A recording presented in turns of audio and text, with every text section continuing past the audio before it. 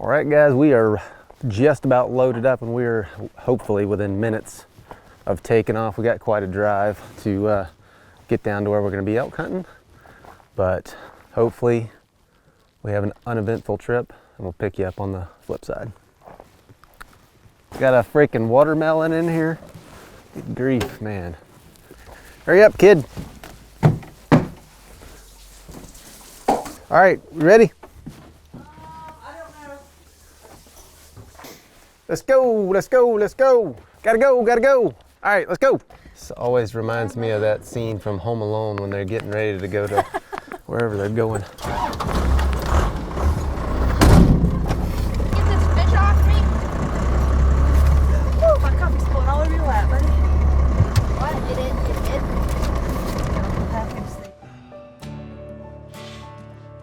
All right, it's morning of day one.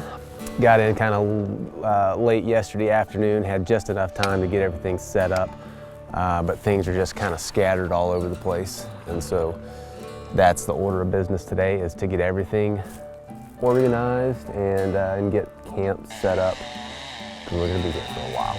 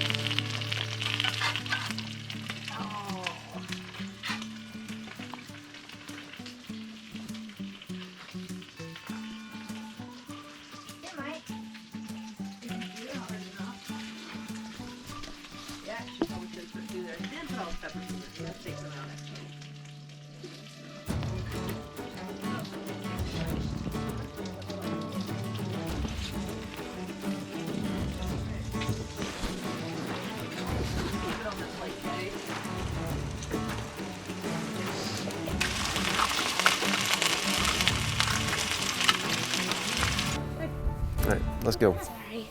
Love you. Love you. Fun. You too. You two just sitting here. Y'all be careful. Okay, see you in a little bit. Alrighty. Love you. Love you. See you in a bit.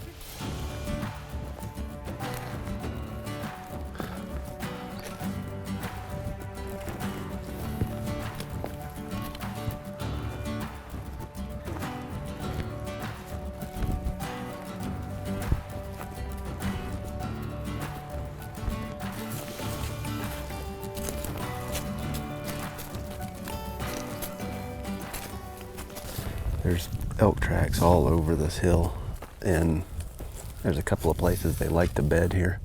One is just kind of down here below me, and the other one is down off this little face here.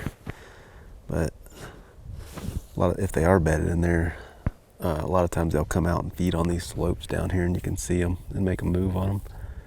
But it's pretty warm, and so I don't expect to see much until that sun goes down. And these hills are in the shade. This is the time of the day that they like to come out. Sun starts to go down, shadows get long. So you see this hill below us here? Yeah. Just keep an eye on that, because remember last time you and I were up here? Yeah, that's where those elk came out at. There's an elk right there. They're on the ridge. Hang on just a sec. Let me see if I can see some more.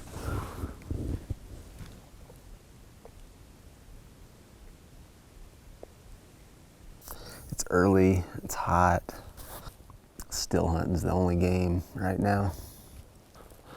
So these elk, they'll bed up in the dark timber on the north facing slopes.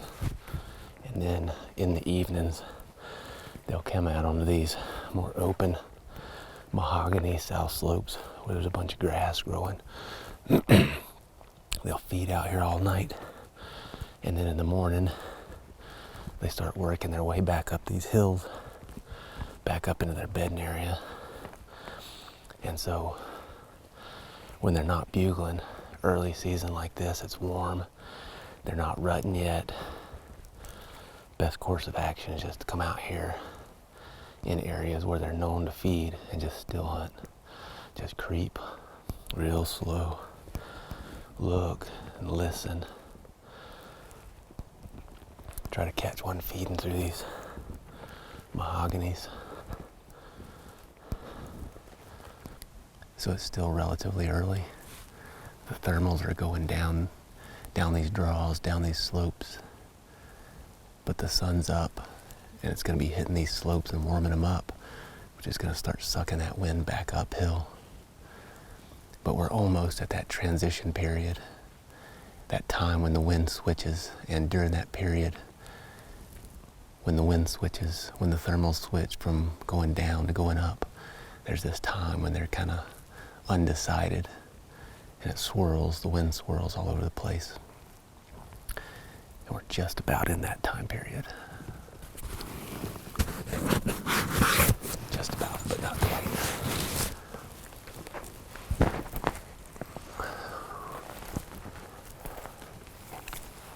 On these south slopes, when it's so dry like this, it's impossible to be completely silent. And so when you're still hunting, you can pretty much bet that the elk are going to hear you. But elk hear things all the time. They hear other elk, they hear ground squirrels, birds. And so if you can pass yourself off as anything other than a hunter, oftentimes you're good. And so as I'm still hunting these areas, every now and then, maybe every 10, 15 minutes, I'll let out just a few very soft cow-calf sounds. Not trying to call elk, but just trying to calm them down. And so if I break a small branch or roll a stone, the elk will just assume that it's other elk. What I like to do is just come out to these areas where there's a good likelihood that they're going to be feeding, and just slip through here real early in the morning when it's still cool, they're still out feeding, and just still hunt it. Still hunting is kind of a lost art.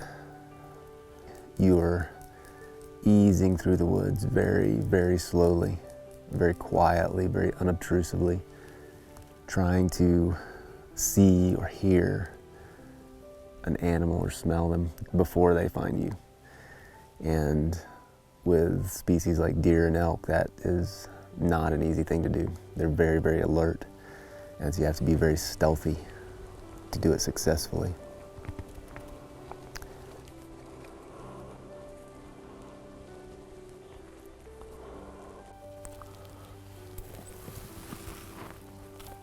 So that elk was in here either last night or this morning. That would have dried up yesterday. They're in here. Just gotta find them. But I think the biggest requirement for still hunting is simply awareness. A kind of awareness that most people never experience. Awareness of the wind and the topography, where you're putting your feet, awareness of what the other small animals are doing, and of course any movement or noise that you might hear. Oftentimes it's just a very, very slight movement or slight noise that indicates the presence of an animal. So slight that the vast majority of people wouldn't even register with them. So I just heard something. I just heard a thump.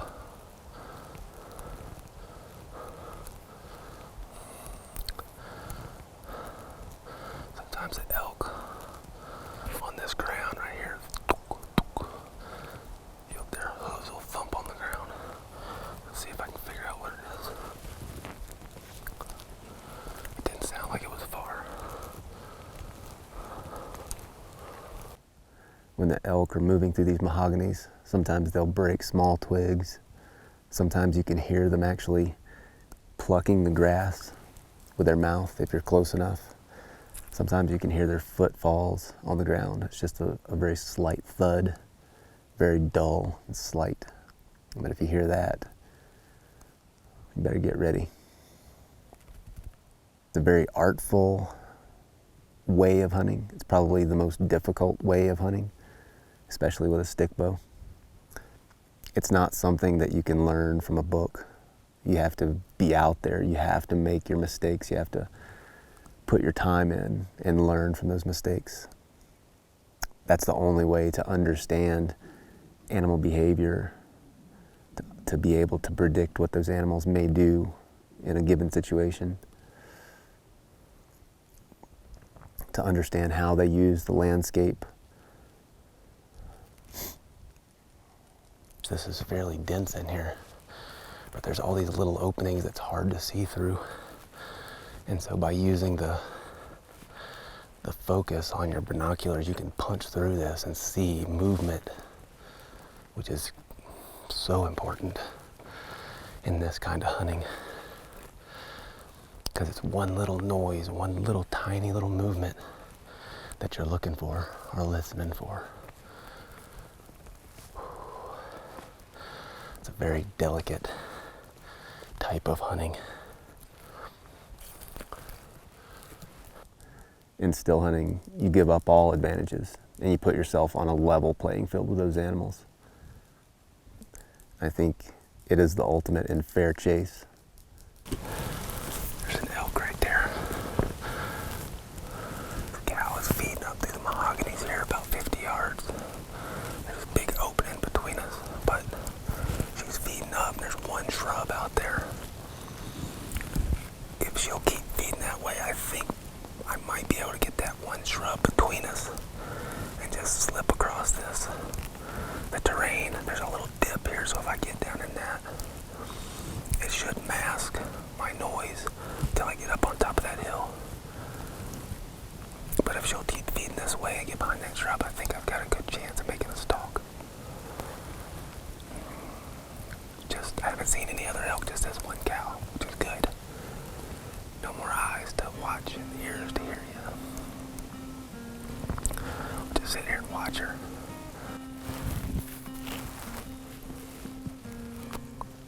She's starting to get behind that shrub.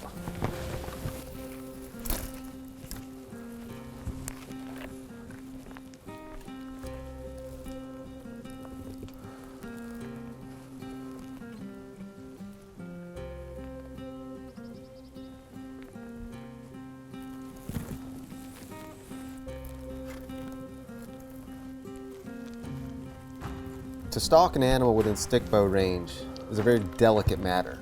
There's no room for errors. There's no room for bad luck.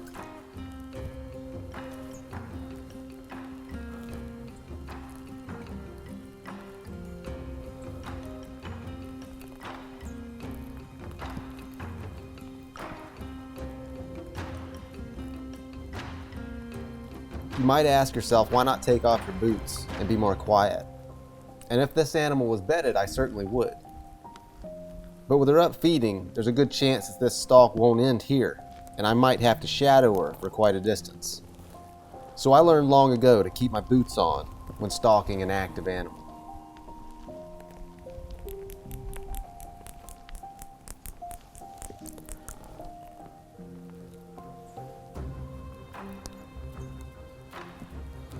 You just have to take it slow, keeping to cover, watching the animal's body language, and hoping the wind holds steady.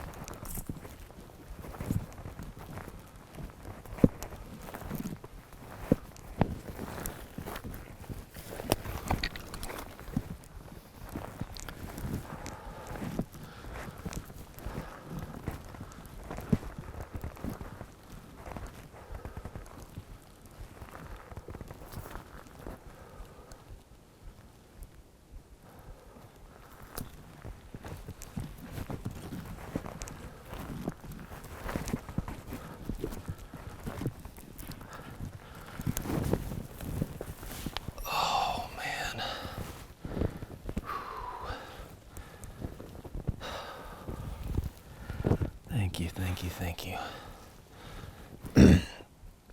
So I missed last elk season because I was on the show, and so we don't have any meat. We have no meat in the freezer, and so this is, man, I tell you, this is a big deal. This is a huge deal for us. Awesome, thank you.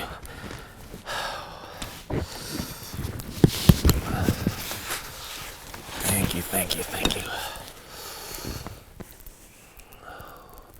Nice young cow. She'll eat good.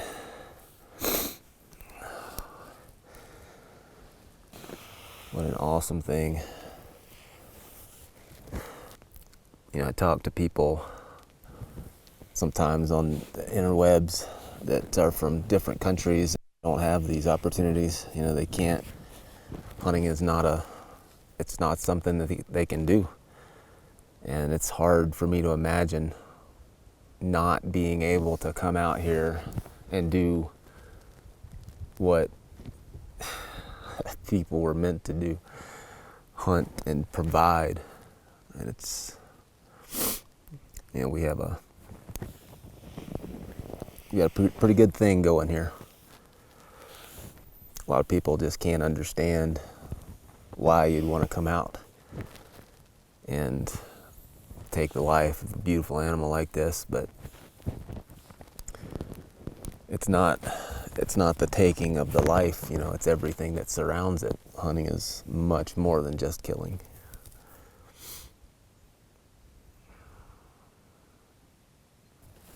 When you do get it done, there's a whole bunch of free range organic meat laying right here for my family. So let's get started.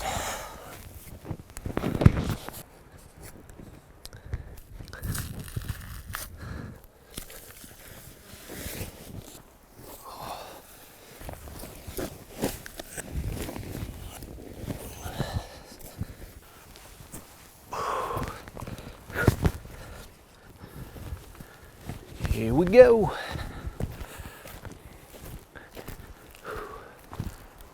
Man, that was fortunate running into this cow this morning. Just one lone cow all by herself. I hadn't heard a single bugle. You know, they're not rutting yet. But just still hunting through the timber and saw one little flicker of movement. And at first I thought it was a deer. But, you know, you never can tell. And so I went into stealth mode and just started creeping and peeking and creeping and peeking, and about 10 minutes later I saw her just feeding through. And it's probably 2 miles back to the truck, but it's downhill, so that's not bad at all.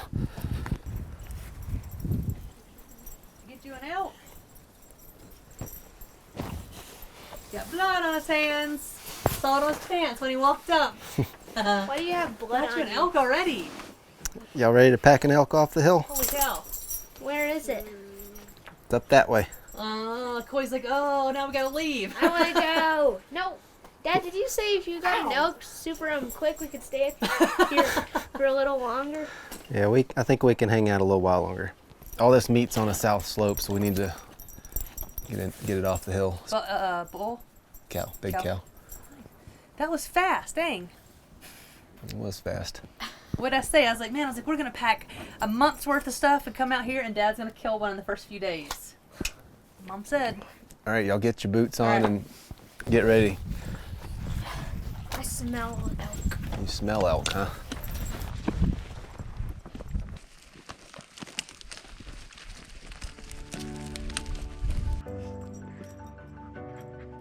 Do you have the heart, Dad? Yeah, buddy, I got the heart. I already ate a piece of it. You already ate a piece? Yeah. Take you a big chunk off there.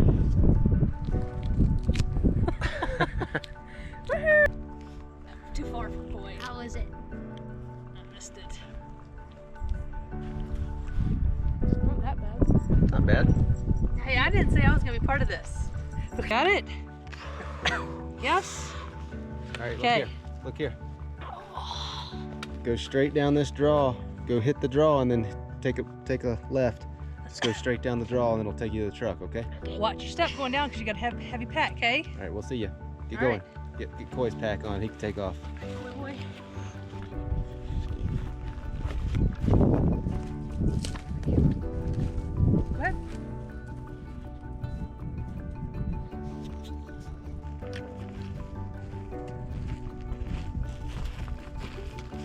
Come on, baby. Come on.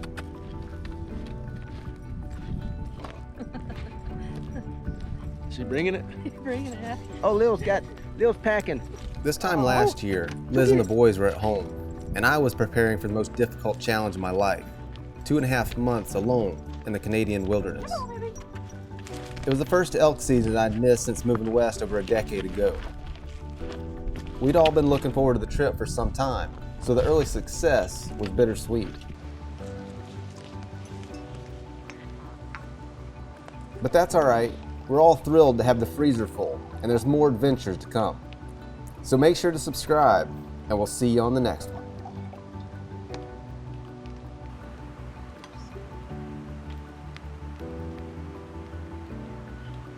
Cheers to a successful elk hunt.